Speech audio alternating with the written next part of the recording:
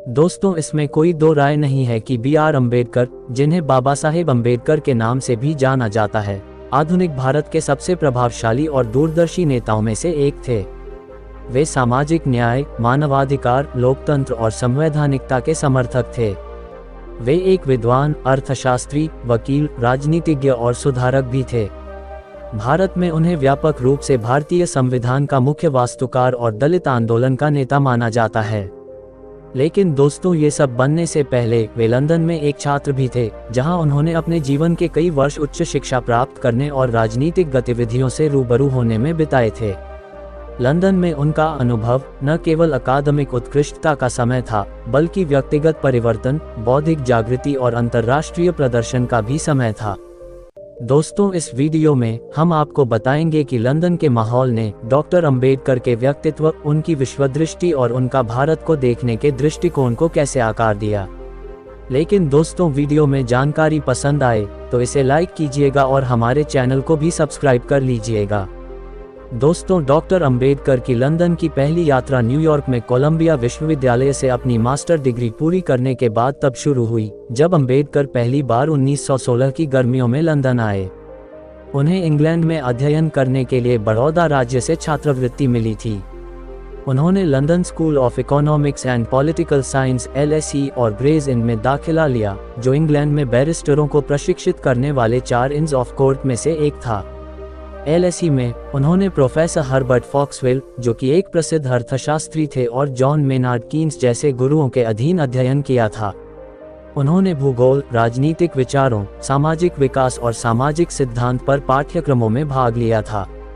उन्होंने रुपये के इतिहास पर अपने डॉक्टरेट शोध प्रबंध पर भी काम किया था, जिसे बाद में उन्होंने the problem of the rupee, its origin and it's solution नामक पुस्तक के रूप में प्रकाशित भी किया।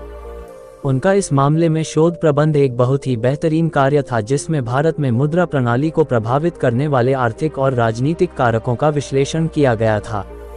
उन्होंने भारत के लिए स्वर्ण मानक यानी सोने के मानक पर आधारित एक स्थिर और वैज्ञानिक मुद्रा नीति का भी प्रस्ताव रखा था।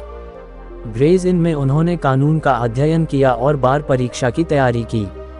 वे फैबियन सोसाइटी में भी शामिल हुए, जो एक समाजवादी संगठन था जो सामाजिक सुधारों और लोकतांत्रिक समाजवाद की वकालत आज भी करता है।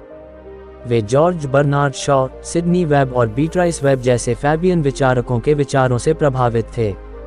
उन्होंने लंदन में कुछ प्रमुख भारतीय राष्ट्रवादियों और क्रांतिकारियों से भी मुलाकात की थी, जैसे श्यामजी कृष्ण वर्मा, विनायक दामोदर सावरकर और लाला लाजपत राय। प्रथम विश्व युद्ध के फैलने और बड़ौदा से छात्रवृत्ति राशि प्राप्त करने में देरी के कारण उन्हें होने वाली वित्तीय कठिनाइयों के कारण डॉक्टर अंबेडकर को पहली लंदन यात्रा में कटौती करनी पड़ी। 1917 में उन्हें अपनी डिग्री पूरी किए बिना ही भारत लौटना पड़ा। वे एक सैन्य सचिव के रूप में बड़ौदा राज्य सेवा में शामिल हुए, लेकिन एक दलित के रूप में उनके साथ हुए भेदभाव और अपमान के कारण जल्द ही उन्होंने इस्तीफा दे दिया। इसके बाद वे बम्बई चले गए, जहां वे सिडेनहम कॉलेज में प्रोफेसर और कोल्हापुर के महाराजा के कानूनी सलाहकार बन गए। उन्होंने भारत में दलितों और उत्पीड़ित वर्गों के उत्थान के लिए अपनी सामाजिक और राजनीतिक सक्रियता भी शुरू की। दोस्तों, 1920 के अंत में डॉक्टर अंबेडकर अपनी पढ़ाई पूरी करने और डिग्री प्राप्त करने के लिए दृढ़ संकल्प के साथ लंदन लौट आए।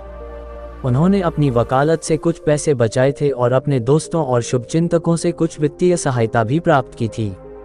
उन्होंने LSE और ग्रेज इन में अपनी पढ़ाई फिर से शुरू की और अर्थशास्त्र में दूसरे डॉक्टरेट के लिए किंग्स कॉलेज लंदन में दाखिला भी ले लिया। अब डॉक्टर अंबेडकर ने लंदन में मितव्ययी यानी कम खर्च करना और एक अनुशासित जीवन व्यतीत करना शुरू किया। वे सुबह जल्दी उठते थे और ब्रिटिश संग्रहालय चले जाते थे, जहां वे अपनी थीसिस को पढ़ने और शोध करने में घंटों बिताते थे। वे अक्सर कम खाना खाया करते थे और कभी कभी तो केवल चाय ही पीते थे। वे देर रात तक काम करते थे, अपने नोट्स और कागजात टाइप करते थे। उन्होंने लंदन में हाउस ऑफ कॉमन्स और हाउस ऑफ लॉर्ड्स का भी दौरा किया, जहां उन्होंने संसदीय बहस और कार्यवाही देखी। वे ब्रिटिश राजनीतिक व्यवस्था और उसकी संवैधानिक परंपराओं से खासा प्रभावित भी हुए थे। डॉक्टर अंबेडकर ने 1923 में लंदन में अपनी पढ़ाई पूरी की। उन्होंने LSE से DSc की डिग्री, किंग्स कॉलेज लंदन से PhD की डिग्री और ग्रेज इन से बैरिस्टर की डिग्री प्राप्त की। वे ब्रिटिश विश्वविद्यालयों से अर्थशास्त्र में 2 डॉक्टरेट हासिल करने वाले पहले भारतीय थे। वे भारत में बैरिस्टर बनने वाले पहले दलित भी थे। तमाम कठिनाइयों और बाधाओं के बावजूद उन्होंने लंदन में अकादमिक उत्कृष्टता और पेशेवर विशिष्टता हासिल की। दोस्तों, डॉक्टर अंबेडकर की तीसरी और अंतिम लंदन यात्रा 1930 से लेकर 1931 में हुई, जब उन्हें भारत में दलित वर्गों के प्रतिनिधि के रूप में प्रथम गोलमेज सम्मेलन में भाग लेने के लिए आमंत्रित किया गया था। दरअसल गोलमेज सम्मेलन भारत के भविष्य और इसके संवैधानिक सुधारों पर चर्चा करने के लिए लंदन में आयोजित बैठकों की एक श्रृंखला थी। डॉक्टर अंबेडकर, महात्मा गांधी, जवाहरलाल नेहरू, मोहम्मद अली जिन्ना और अन्य के साथ भारत के 16 प्रतिनिधियों में से एक थे। डॉक्टर अंबेडकर ने गोलमेज सम्मेलन में एक महत्वपूर्ण भूमिका निभाई थी, क्योंकि उन्होंने भारत में दलितों और अल्पसंख्यकों के अधिकारों और हितों की वकालत की थी। उन्होंने प्रांतीय और केंद्रीय विधानसभाओं में दलितों के लिए अलग निर्वाचन क्षेत्र और आरक्षित सीटों की मांग की। उन्होंने एकल भारतीय संघ के विचार का भी विरोध किया और स्वराज्य के अधीन प्रांतों के एक ढीले संघ के लिए तर्क दिया। उनका महात्मा गांधी से टकराव भी हुआ था, जिन्होंने दलितों के लिए अलग निर्वाचन क्षेत्रों का विरोध किया था और एकजुट और एकीकृत भारत का समर्थन किया था। दोस्तों, गोलमेज सम्मेलन में अंबेडकर की भागीदारी से उन्हें अंतर्राष्ट्रीय पहचान और सम्मान मिला। उन्हें दलितों के नेता और लोकतंत्र के चैंपियन के रूप में प्रतिष्ठित किया गया था।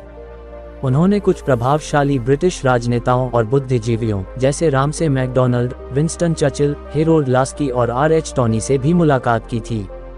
उन्होंने लंदन के कुछ प्रसिद्ध स्थानों और संस्थानों का भी दौरा किया, जैसे टॉवर ऑफ लंदन, वेस्टमिंस्टर एबे, लंदन चिड़ियाघर और London school of hygiene and tropical medicine. दोस्तों, बौद्ध धर्म अपनाने और लाखों दलितों को नया धर्म अपनाने के लिए प्रेरित करने के बाद 1956 में डॉक्टर अंबेडकर का निधन हो गया।